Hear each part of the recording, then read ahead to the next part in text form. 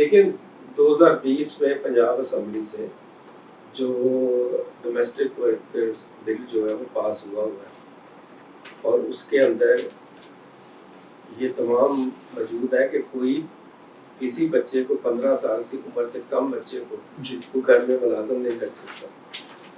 تو پھر وہاں پہ یہ ہے کہ کم از کم ہر 3 ماہ بعد جو ہے وہ بچہ جو ان کے گھر ملازم ہوگا اس کو اپنے والدین سے ملایا جائے گا. پھر اس کے بعد ہر کوارٹرلی اس کا میڈیکل ایگزامن ہونا ضروری ہے. پھر جو ہے لیبر انسپیکٹر آپ کے گھر جب مرضی وزٹ کر سکتا ہے. تو یہ سارا کچھ موجود ہے, لیکن کبھی کوئی کمپلین کرے تو پھر اس پہ عمل ہونا. جب کوئی کمپلین نہیں کرتا تو پھر انڈرسٹینڈنگ سے جب چائلڈ لیبر ہو رہی ہے تو اس میں گورنمنٹ کیا کر سکتی ہے. دیکھیں پہلی سب سے بڑی بات یہ ہے کہ ہمارے میٹرک تک بچے جو ہیں وہ 49% جاتے ہیں اور 49% کے بعد ہائر ایجوکیشن تک 2% جاتے ہیں. تو یہ اتنا بڑا گیپ ہے. جب تک یہ گیپ فل نہیں ہوگا آپ نہ 5% کوٹے کو جو ہے وہ پوری طرح استعمال کر سکیں گے. اور ابھی دیکھیں ایڈمیشن کوٹا ہے, ایڈمیشن کوٹے میں جس یونیورسٹی میں ہماری 114 سیٹیں بنتی ہیں وہاں 3-3 4 بچے گئے ہیں. اس کی وجہ یہ ہے کہ ہمارے لوگ افورڈ نہیں کر رہے ایجوکیشن کو. جو ہمارے ادارے ہیں connect college, F C college, وہ تو دوسرے جو ادارے ہیں کرسچن بچوں کو پڑھانے والے, تو وہ ہمارے بچوں کے ساتھ اتنا کوئی ان کو رعایت نہیں دے رہے. تو بنیادی طور پر مسئلہ تو یہ ہے کہ ہم تو صرف ہمارے پاس تو پروفائل ہی یہ ہے کہ ہم نے جناب قائد اعظم مشن اسکول سے پڑھا جی, فلاں بندہ ادھر سے پڑھا. ہم تو یہی بتا کر جو ہے انہیں کے ریفرنس ہے. ہم یہ نہیں بتا سکتے آج تک ریفرنس کہ ہم نے کتنے کرسچن بچوں کو یہاں سے پڑھا کر ان کو گریجویٹ کیا, ان کو ہائر ایجوکیشن میں بھیجا ہے, اور کتنے جو ہے ان اداروں سے فری پڑھنے کے بعد افسر لگے. تو اس لیے حالانکہ ہمارے یہاں پہ جو چارٹرڈ یونیورسٹیز ہیں نام ان کے کرسچنس سے ہے, لیکن وہاں پہ اگر 20,000 بچوں میں اگر 1,000 کرسچن بچے فری پڑھ جائیں تو کیا اس میں کوئی فرق نہیں میرے خیال پڑے گا.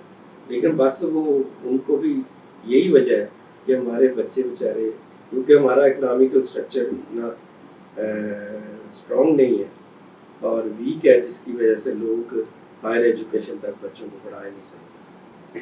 وہ تو میجورٹی کے پاس بھی نہیں ہے. آپ سلم پہ چلے جائیں تو ان کے حالات جو ہے وہ ہماری مائنارٹی سے بھی کئی درجے برے ہیں. دیکھیں جو پاکستان کی جو معاشی حالات ہیں نا, ان کو تو دیکھیں کیسے ٹھیک ہونا ہے, کس نے ٹھیک کرنا ہے, یہ ایک لمبی ڈبیٹ ہے. لیکن ہم یہ ضرور بات کریں, آپ بات کر رہے ہیں ان کے معاشی حالات کی. دیکھیں معاشی حالات کسی نے نہیں ٹھیک کرنے, نہ کسی منسٹری نے کرنی ہے. معاشی حالات انہوں نے خود ہی اپنے ٹھیک کرنے ہیں. ٹھیک ہے, آپ دیکھیں ہمارے پاس سب سے ہم ایزی جاب جو ہے وہ ہم سینیٹری ورکر کی ڈھونڈتے ہیں. تو جب ہم یہ اپنے اندر سے مائنڈ سیٹ نہیں ختم کر دیں کہ یہ کوئی ضروری تو نہیں ہے کہ جس کا باپ سینیٹری ورکر ہے اس کے بچوں نے بھی سینیٹری ورکر کا کام کرنا. تو یہ مائنڈ سیٹ کو ختم کرنے کی ضرورت ہے. جب تک یہ نہیں ختم ہوگا اس وقت تک آگے نہیں بڑھ سکتے. لیکن بس کیا کریں, آخر کار بات تو کرنی ہے نا. تو بات کریں گے تو اس کا کوئی نہ کوئی, باقی اگر ساری عمر پھر ڈرتے رہے تو پھر کس نے بات کرنی ہے. سر بہت سے لوگوں کا خیال ہے کہ اس کا کوئی خاص فائدہ شاید اس کا بھی نہ ہو پائے قرارداد کا, تو اس کے حوالے سے کیا کہیں گے؟ دیکھیں جن لوگوں کو, جو لوگ عقل رکھتے ہیں, جو سمجھ رکھتے ہیں, قانون کو سمجھتے ہیں, پروسیڈر کو سمجھتے ہیں, ان کو تو بڑا پتہ چلے گا. لیکن جن لوگوں کا سمجھ نہیں ہے تو ان کے لیے تو کچھ بھی نہیں ہے. لیکن جو ان لوگوں کو میں یہ بتانا چاہتا ہوں کہ جب متفقہ قرارداد پاس ہو جاتی ہے تو وہ آج میرے پاس اس کا نوٹیفکیشن بھی آ گیا کہ وہ फेडरल गवर्नमेंट में भी चलेगी और कैबिनेट में भी चलेगी है, उसके ऊपर अमल होने का सिलसिला शुरू हो गया।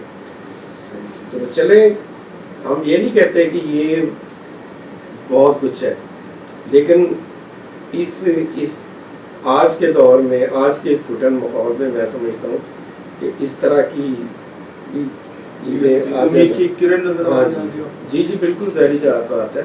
आपको पता है कि कौमी असम्बली में हमारे जो मौजूदा डिफेंस मिनिस्टर हैं, जो हमारे मौजूदा प्लानिंग मिनिस्टर हैं, उन्होंने बहुत धुआंधार स्पीचेस की हैं। तो वो बात ये है कि चले, हम तो कई दफ़ा किसी मसलत की तरह वजह से नहीं बोल सकते, लेकिन उनकी आप स्पीचेस सुने तो उन्होंने हमारे राइट पे आके बात की है। जी जी। तो यकीनी तौर पर यही हमारे लिए बड़ी ज़बरदस्त बात है कि वो हमारे साथ खड़े हैं।